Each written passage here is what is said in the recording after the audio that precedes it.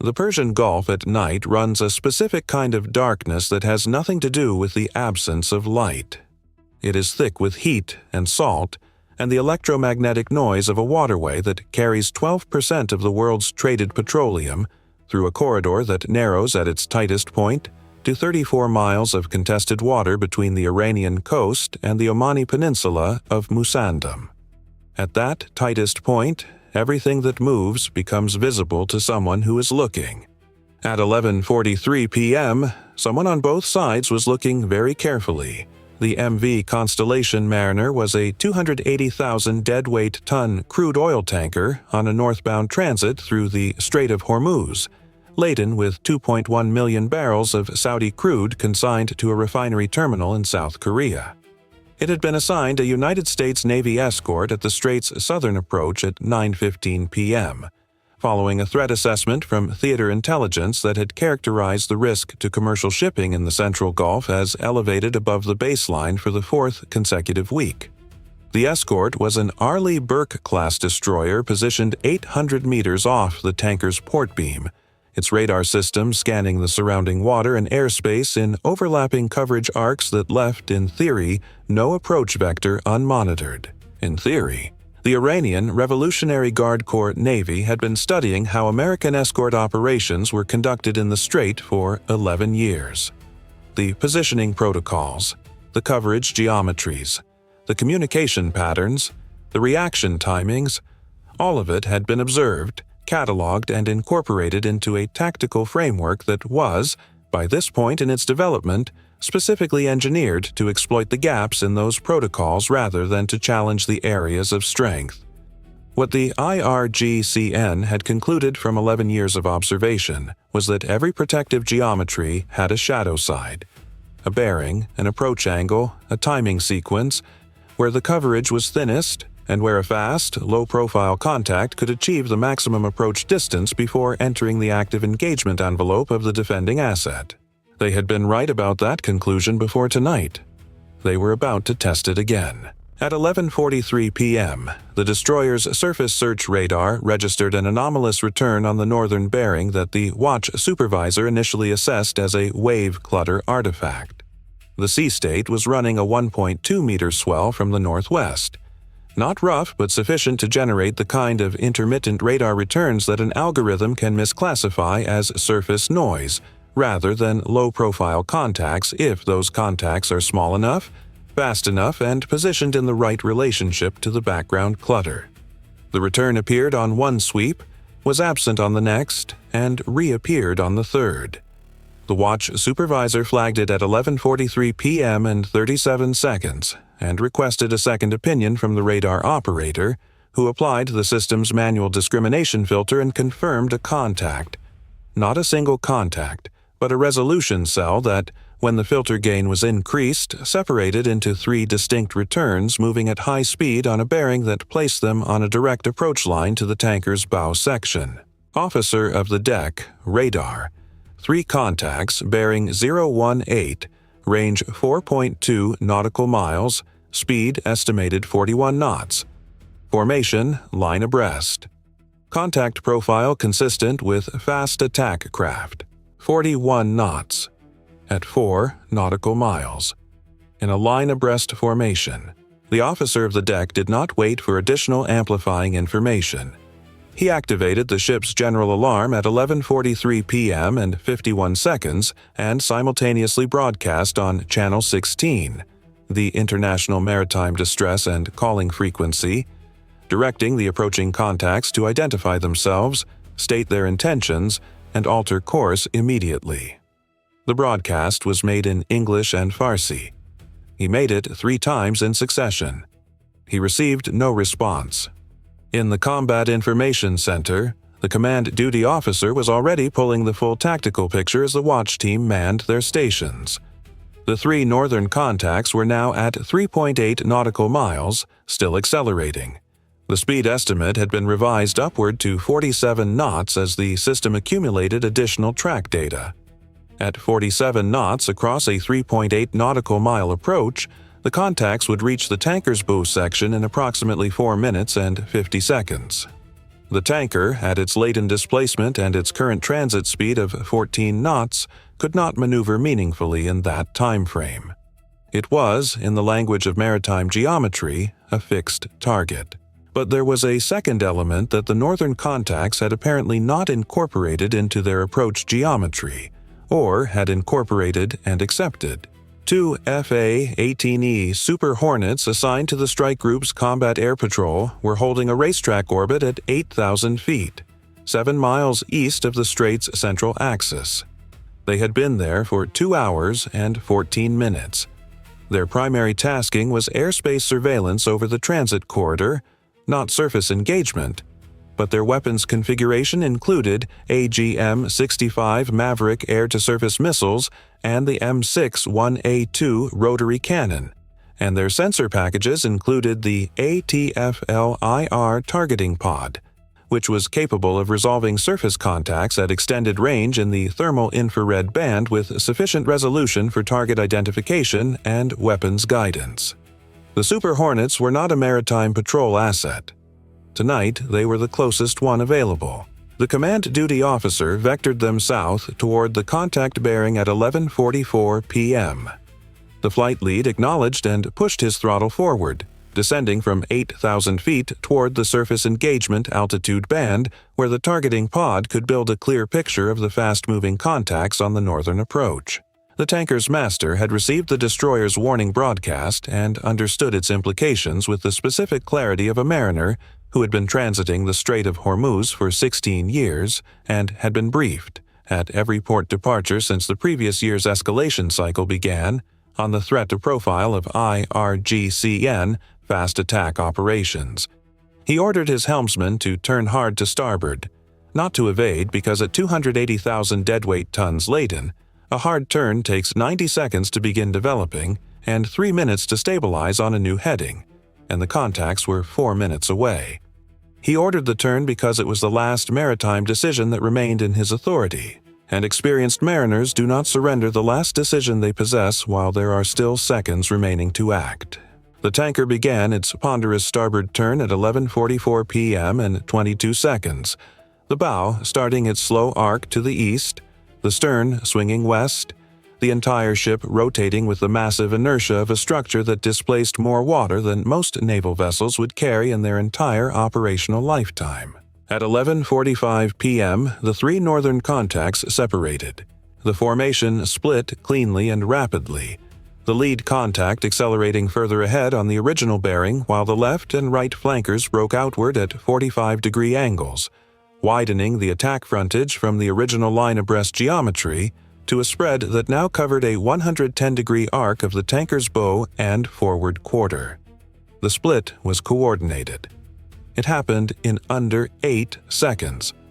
A formation break that precise, executed at 47 knots in the dark on a tactical objective, requires either an exceptionally experienced boat commander or a pre-programmed execution sequence that removes the timing variable from the human decision cycle.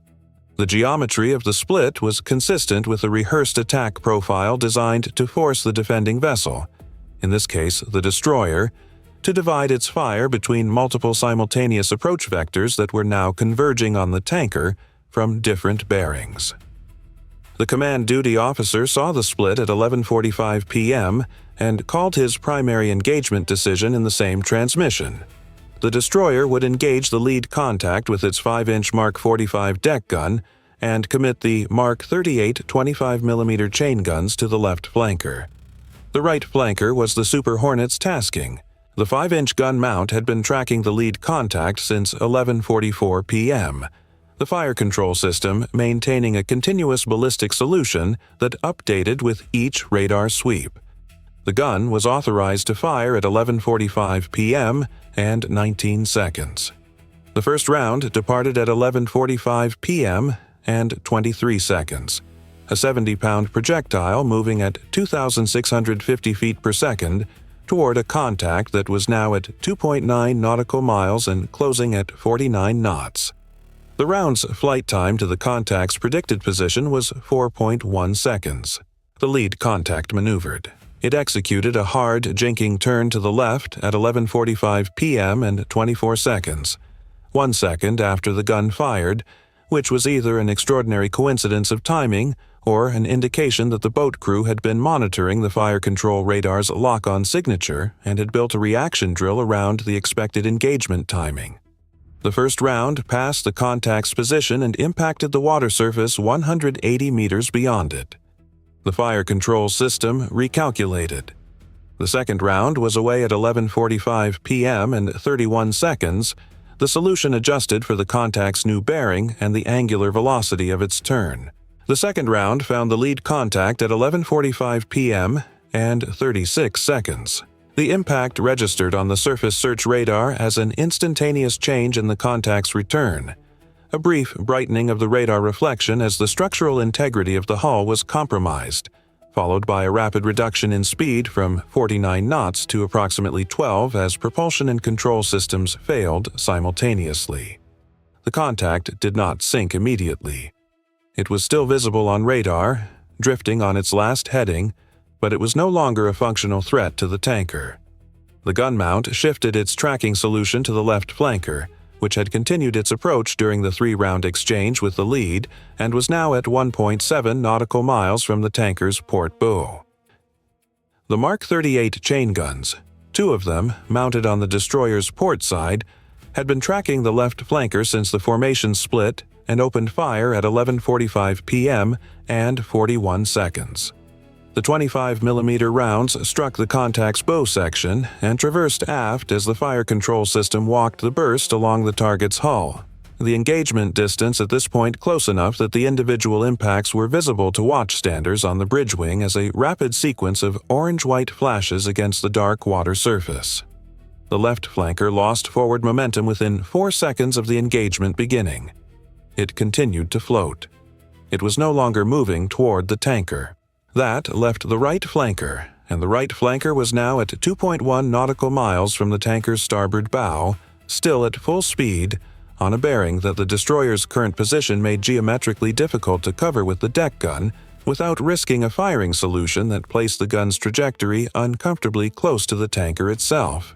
The F/A-18F flight lead had the right flanker on his ATFL-IR targeting pod at 11:45 p.m. and 38 seconds. The pod's thermal image showed the contact clearly. A fast attack craft throwing a substantial bow wake in the infrared spectrum, its engine exhaust visible as a heat bloom at the stern, the crew positions on the deck forward of the main hull structure. He had his AGM-65F Maverick selected, the imaging infrared seeker head slaved to the targeting pod's track, the lock tone steady in his headset. The range was 2.8 nautical miles from his aircraft's position. The Maverick's minimum employment range at this altitude and approach angle was 1.6 nautical miles. He was inside the envelope. He called the shot at 11:45 p.m. and 44 seconds. Constellation Mariner Escort, Devil 1. Fox 4, starboard contact. Clear my line. The AGM-65F departed the rail and immediately entered its terminal guidance phase, the imaging infrared seeker locking onto the thermal contrast between the attack craft's engine exhaust and the cooler water surface around it. The missile's flight time from release to impact was 6 seconds. The watchstanders on the tanker's bridge, who had been tracking the right flanker visually since it entered the range at which its bow wake became visible against the dark water, saw a brief streak of light descend from the eastern sky and terminate at the contact's position in a flash that was simultaneously the brightest and briefest thing any of them had ever seen over open water at night. The sound reached the bridge 2.7 seconds later, a flat, sharp concussion that arrived without warning and departed just as quickly, leaving only the Gulf's normal ambient noise behind it. The right flanker was no longer on the surface search radar. At 11:45 p.m. and 52 seconds, 9 minutes and 1 second after the watch supervisor's initial anomalous return flag, all 3 IRGCN fast attack contacts had been neutralized. The tanker was still in its starboard turn, had rotated approximately 31 degrees from its original heading, and was continuing to swing east under its own momentum and the helmsman's full right rudder. Its speed had not changed. Its structural integrity was intact. Its 2.1 million barrels of Saudi crude were continuing their transit toward South Korea. The engagement was over. The accounting had not yet begun. But at 11:46 p.m., 58 seconds after the lead contact had been engaged, the destroyer's surface search radar registered 4 additional contacts emerging from the shadow of the Iranian coast 12 nautical miles to the north. Different bearing, different formation geometry, wider spread, moving at the same speed as the first group had used before the split. A second wave. The command duty officer absorbed the new track data in the specific way that senior watch officers absorb unexpected information under active tactical conditions, without visible reaction, with immediate cognitive reprocessing of every assumption the previous 6 minutes had built into his situational awareness. The first wave had not been the attack. The first wave had been the reconnaissance in force, 3 contacts sufficient to force the defending assets to commit to a specific engagement posture to reveal their reaction timing, their engagement thresholds, their gun positions, their CAS asset locations, and the geometry of their defensive arc. The second wave, now organized with that information and approaching on a bearing that had been specifically selected based on what the first wave had observed, was the actual attack. 11 years of studying American escort operations. 2 waves. The first to collect, the second to exploit. The flight lead heard the second wave call on the tactical net and was already banking northeast, climbing to reposition for a second engagement run. His wingman had broken south to maintain a covering position on the tanker's starboard quarter. Both aircraft were checking fuel states against engagement timelines in the rapid, prioritized mental arithmetic that pilots use to determine whether the geometry still works in their favor. It did, barely. The flight lead had sufficient fuel for 1 more engagement pass and a bingo profile back to the carrier. His wingman had 10 minutes less margin. The destroyer's 5-inch gun mount was tracking the lead contact of the second wave at 11:46 p.m. and 31 seconds, the fire control system building its ballistic solution from the track data that the surface search radar was feeding it. The 4 contacts were at 10.4 nautical miles, inside the gun's maximum effective surface engagement range but at the outer edge where first-round accuracy degraded and the contact's jinking maneuver room was maximized. The command duty officer elected to hold fire until the contacts were inside 7 nautical miles, accepting the approach distance in exchange for a tighter engagement geometry that would reduce the effectiveness of the jinking drill the lead contact of the first wave had executed. At 11:47 p.m., the second wave split, not into 3 elements this time, into 4. 2 contacts accelerating directly toward the tanker's bow on separate bearings 16 degrees apart. 1 contact braking hard to the west, swinging around toward the tanker's port side at maximum speed. 1 contact holding back at 9 nautical miles, stationary, engines idling, a position that made no tactical sense for an attack craft unless it was being used for something other than attack. The command duty officer noted the stationary contact at 11:47 p.m. and 20 seconds, and felt in the specific way of someone who has been looking at tactical pictures long enough to develop an intuition for what they mean, that the stationary contact was not holding back because it was waiting for the geometry to develop.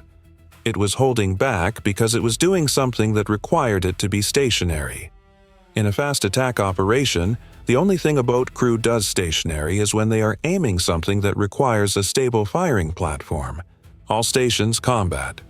Possible weapons launch platform, stationary contact bearing 004, range 9 miles, shift phalanx to automatic. Watch for airborne launch. The Phalanx Close-In Weapon System completed its shift to autonomous engagement mode at 11:47 p.m. and 31 seconds. At 11:47 p.m. and 33 seconds, the stationary contact fired. The weapon was not a cannon round or an unguided rocket. The thermal signature that the ATFLIR captured in the first second after launch, the bright bloom of a solid fuel rocket motor igniting, the rapid acceleration profile, the climbing trajectory, was consistent with a man-portable or vehicle-launched anti-ship missile in the subsonic guided category. a weapon that the IRGCN had been observed fielding on fast attack platforms for the previous 3 years, acquired through a procurement chain that wound through multiple intermediary states and that Western intelligence had been tracking with incomplete success.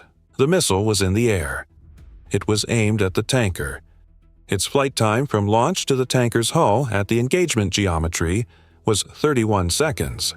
The Phalanx had it at 11:47 p.m. and 35 seconds, 2 seconds after launch when the missile had cleared the surface clutter and risen into the system's radar acquisition cone. The fire control algorithm computed the intercept solution in under 1 second. The gun mount slewed. The system committed to engagement at 11:47 p.m. and 37 seconds. The first burst fired at 11:47 p.m. and 38 seconds. The Phalanx's rotary cannon produces a sound at maximum rate of fire that personnel on the deck describe as a mechanical tearing. Not a rhythmic sequence of individual shots, but a continuous, compressed mechanical event that lasts for as long as the system determines the engagement requires. The first burst lasted 1.4 seconds. The tracking radar evaluated the missile's position relative to the burst's impact point, assessed a miss, and the system fired a second burst immediately. The second burst intercepted the missile at 11:47 p.m. and 48 seconds.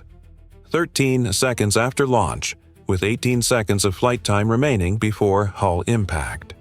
The detonation occurred 640 meters from the tanker's starboard side, at an altitude of 22 meters above the water surface. The warhead's explosive content detonated in the air.